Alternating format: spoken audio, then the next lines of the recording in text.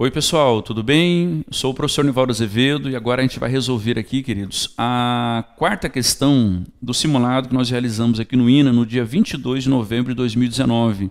Uma questão magnífica que trata de um tema extremamente relevante para nós, que é a intervenção federal. Então preste bem atenção, eu vou apresentar inicialmente o caso aos senhores e depois nós vamos estruturar este tema, tá? Para que possamos ter um bom aproveitamento no exame dessa questão. Beleza? Vamos lá? Olha o que diz aqui, ó. O presidente da República, ao constatar que o índice de violência do estado Delta alcançara números alarmantes, resolveu decretar a intervenção federal nesse estado. Então ele já deixa claro que houve intervenção federal, tudo bem, no estado Delta determinada pelo presidente da República.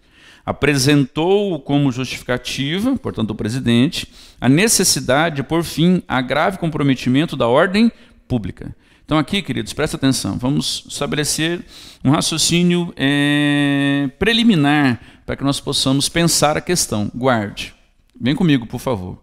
Por força do Pacto Federativo,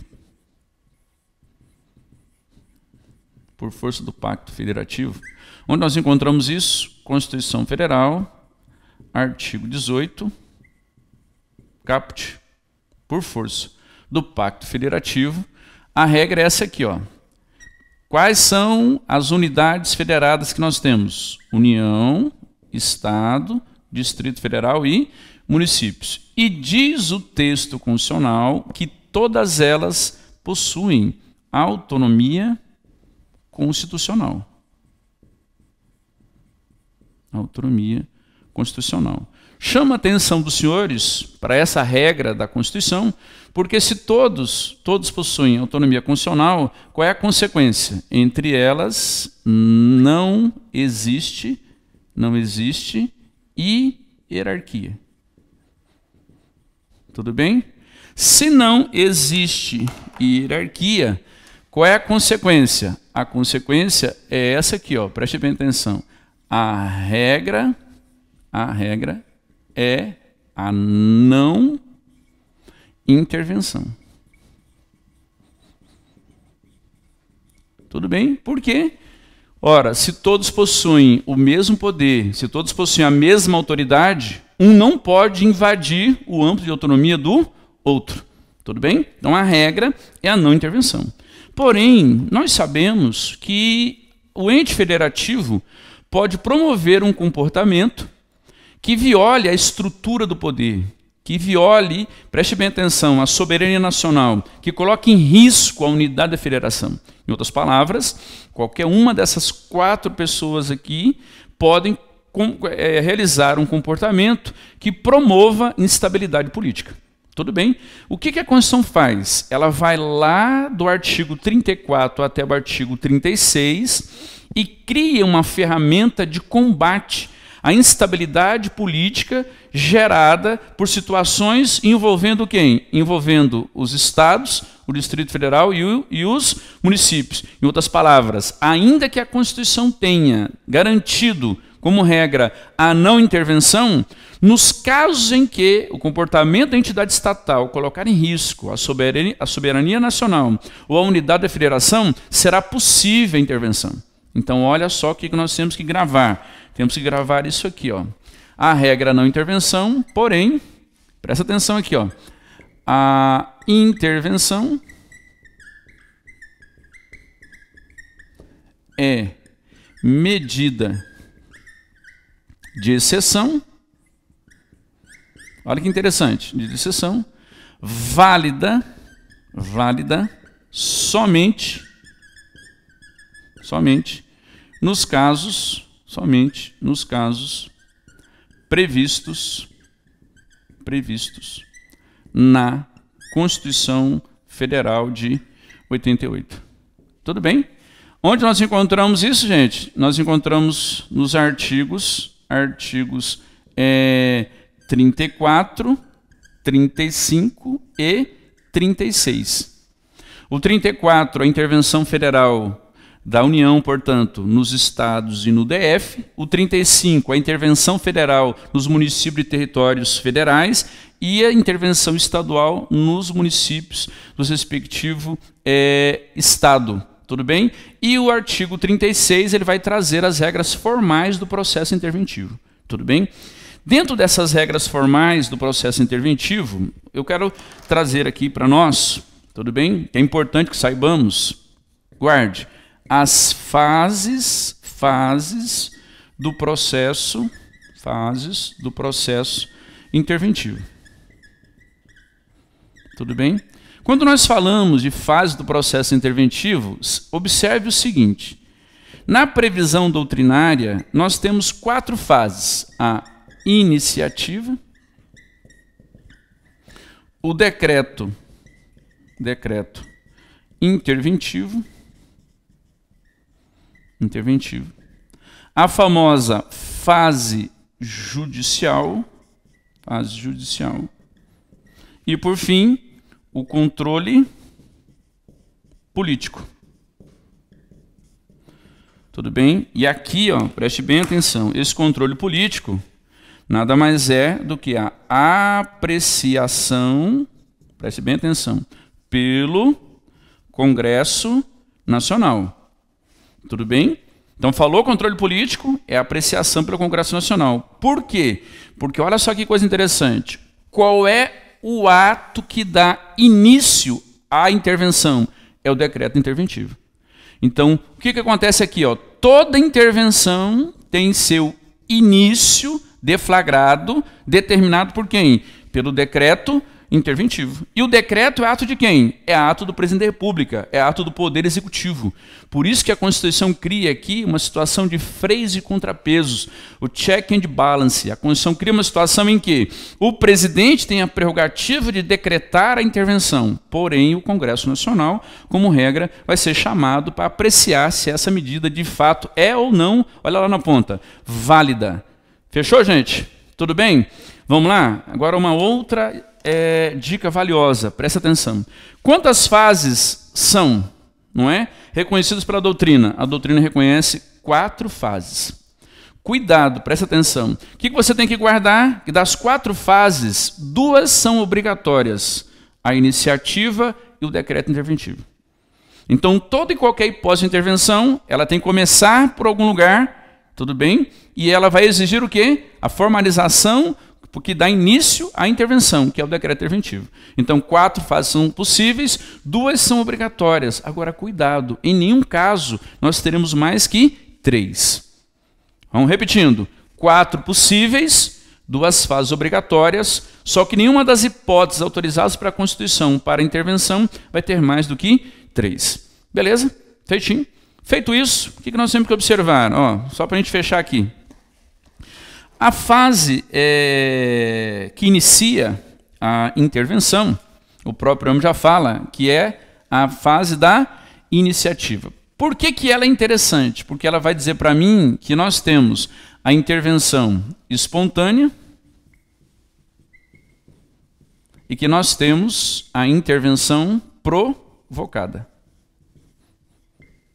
Intervenção espontânea, intervenção provocada. Qual é a diferença principal entre elas que interessa aos senhores? É essa aqui, ó. Na intervenção espontânea, o presidente da República, tudo bem, obviamente, age de, vamos gente, ofício. Tudo bem? Feitinho? O presidente da República age de ofício. A única restrição que ele tem, a única, vamos dizer assim, a única providência que ele está obrigado a tomar antes da edição do decreto interventivo é fazer o quê? Ele tem que ouvir, aqui, ó, deve ouvir, vamos colocar assim, não é? Deve ouvir os conselhos da República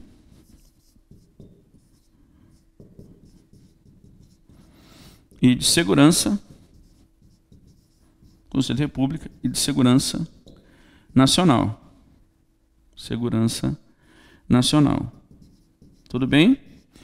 Onde está essa imposição? esta imposição você vai encontrar aqui, ó, deixa eu anotar para você, que você que está em casa possa acompanhar, está na Constituição Federal. Tudo bem? Artigos 90 e 91. Tudo bem? Você vai encontrar aí, nos artigos 90 e 91, a previsão na Constituição, obrigando o presidente, nos casos de intervenção, a ouvir o Conselho da República e o Conselho de Segurança Nacional. Tudo bem? Lembrando os senhores que esses dois conselhos, eles são órgãos consultivos. Tudo bem? A manifestação deles é um mero opinativo, é um indicativo para o presidente, para que ele não decida as questões mais relevantes da federação sozinho, para que ele decida com mais certeza, com mais segurança. Então, o presidente vai ouvi-los. Tudo bem? Agora, olha que coisa interessante. Essa manifestação aqui, ó, cuidado. Manifestação não vinculante para o presidente da República. Por que isso é importante? Porque se porventura os dois conselhos, não é, se posicionarem contrários à intervenção, mesmo assim, o presidente querendo, não é, ele pode deflagrar a intervenção, ele pode editar o decreto interventivo perfeitamente. Tá? Eu vou te dar um esclarecimento aqui. A única medida capaz de travar a intervenção é isso aqui, ó. Submetida à intervenção, à apreciação do Congresso Nacional, se o Congresso Nacional se posicionar contrário, o processo interventivo deve ser paralisado imediatamente. Se o presidente insiste, mesmo com a deliberação contrária do Congresso, ele vai dar causa a um negócio muito ruim para ele, que está previsto no artigo 85, que é o famoso crime de responsabilidade. Tudo bem? Belezinha? Vamos voltar ao caso? Olha só aí, ó, presta atenção. O presidente da República, ao constatar que o índice de violência do estado Delta alcançara números alarmantes, resolveu decretar a intervenção federal nesse estado. Apresentou como justificativa a necessidade de pôr fim a grave comprometimento da ordem pública. Então vamos lá? Presta atenção. Primeiro vamos analisar isso. Ó, vem comigo. Vamos trabalhar agora a resposta. Eu venho aqui e vamos colocar lá. Qual é a causa interventiva? Vamos lá, gente? Vamos aqui, meus amigos. Ó. Qual é a causa interventiva apresentada? A causa interventiva é grave comprometimento, não é, da ordem pública. Grave comprometimento da ordem pública. Primeira coisa, grave comprometimento da ordem pública está previsto na Constituição como causa interventiva? Está. Constituição Federal, vamos juntos. Artigo 34, inciso 3. Então, segundo o texto magno, grave comprometimento da ordem pública é causa interventiva. Artigo 34, inciso 3. Preste atenção. Então, o primeiro passo nós já temos. O início nós já conseguimos estabelecer. Grave comprometimento da ordem pública autoriza a intervenção federal. Agora, qual é a outra medida que eu tenho que fazer? Obrigatoriamente, eu tenho que vir aqui, ó, e analisar assim. Ó. Espera aí. Grave comprometimento da ordem pública autoriza a intervenção. Agora, essa intervenção é espontânea ou provocada? Tudo bem? Espontânea ou provocada. Então, o que eu tinha que saber aqui? Que essa intervenção, essa causa interventiva, permite a intervenção espontânea. Tudo bem, gente? Qual era a situação aqui? Se eu sei que a intervenção é espontânea, vou te dar uma super dica para você ficar realmente muito feliz. Toda situação de intervenção espontânea segue isso aqui, ó. Como ocorre o processo interventivo em toda e qualquer situação de intervenção espontânea? Funciona assim, ó. O presidente da República, que a iniciativa é de quem? É dele, tudo bem? O presidente da República, ouvidos, não é? Ouvidos o Conselho da República e o Conselho de Segurança Nacional. O que ele faz? Olha só, gente, ele já edita o decreto interventivo.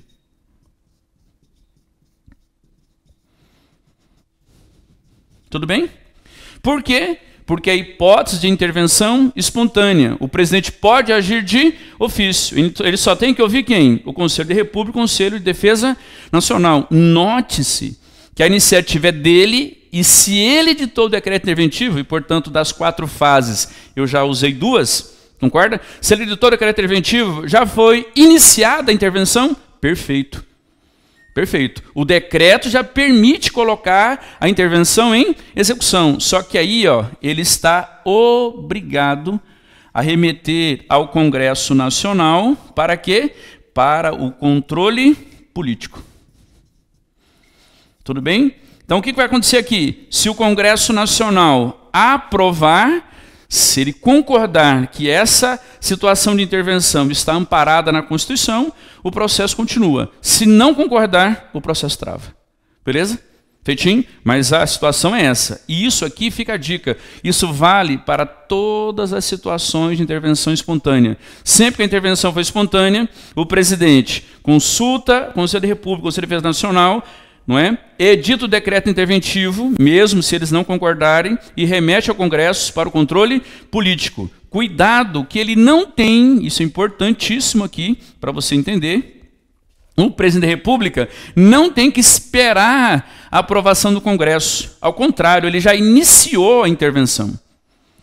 Ela já foi deflagrada. A deliberação do Congresso só vai ter o condão de quê? De paralisar o processo. Beleza? Vamos lá? Vamos botar aqui? Olha só. Vamos continuando. O que ele colocou lá para nós? Ao consultar os Conselhos da República e de Defesa Nacional, não é isso? Esses órgãos desaconselharam a medida, entendendo que outras ações invasivas na esfera de autonomia do referido Estado poderiam ser tomadas. Todavia, convicto de que a ação se fazia absolutamente necessária, o presidente, agindo de ofício, decretou a intervenção sem submeter a referida questão ao controle político. Olha que coisa interessante, não é? Olha que coisa interessante. O nosso presidente aí, ele ouviu o Conselho da República e o Conselho de Defesa Nacional? Ouviu? Ouviu. Concorda? Lá, todavia, convicto que se fazia absolutamente necessário, o presidente, agindo de ofício, decretou a intervenção, tudo bem? Mesmo contrário ao Conselho da República e ao Conselho de Defesa Nacional. Só o que ele fez aí que chama atenção? Ele não submeteu, não é, a referida questão ao controle político. Resumindo, presta atenção, ele decretou a intervenção sem submeter previamente ao Congresso Nacional. Ele agiu errado, já de antemão, diante dos senhores. Ele agiu errado. O presidente, nessa hipótese, precisaria, não é, ouvir o Congresso para decretar a intervenção? Não. Tudo bem? Então, olha que coisa curiosa. Ele, presidente, no caso narrado aí, ele decretou a intervenção contrariando o Conselho da República e sem o prévio controle político do Congresso. Ele agiu errado? Não, porque nesse caso, gente, presta atenção, o controle pelo Congresso Nacional não pode ser prévio, ele sempre vai ser o quê? A posteriori. Tudo bem? O Congresso Nacional delibera sobre a intervenção com ela já em execução. Feito? Vamos lá? Vamos aí, ó. Vamos na pergunta, né? Diante de tal fato, responda, tendo por pressuposto a inteligência jurídico-constitucional da Constituição da República de 1988 aos itens a seguir. Vamos na primeira pergunta.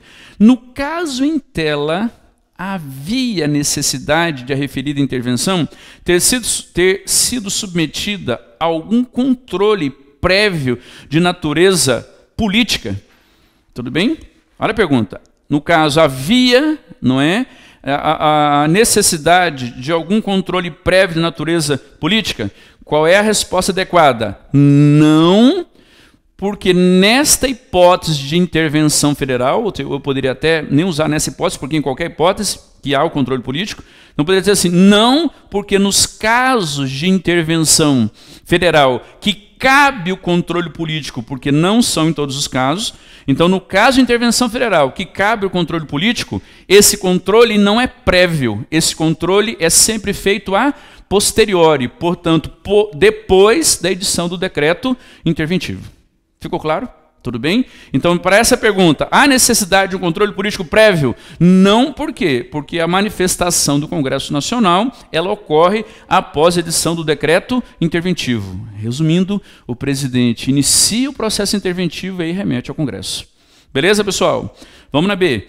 O presidente da República, ao decretar a intervenção federal, desconsiderando os aconselhamentos dos Conselhos da República e de Defesa Nacional, agiu nos limites constitucionais a ele impostos.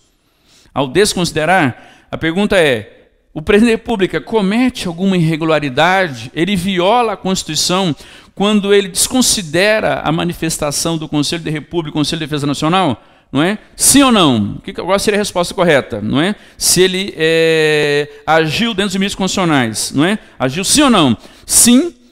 E qual seria o fundamento? Então, a resposta seria sim, porque as deliberações do Conselho da República e do Conselho de Defesa Nacional, enquanto órgãos consultivos do presidente, dá uma olhada aqui que nós já colocamos para vocês, essas deliberações, elas não são o quê? Vinculantes. Então, ainda que o Conselho da República, o Conselho de Defesa Nacional, se posicionem contrários à intervenção, pode o presidente validamente, tudo bem, dar início ao processo interventivo. Em resumo, quer haja concordância do Conselho da República e de Defesa Nacional, quer não haja, querendo, o presidente pode deflagrar a intervenção, portanto, ele deve dar sequência ao processo, logo ele poderia editar o decreto interventivo e submeter ao controle político. Beleza, pessoal? Essa é a resposta dessa questão, uma questão top sobre um tema de altíssimo nível. Um grande abraço a vocês. Deus abençoe.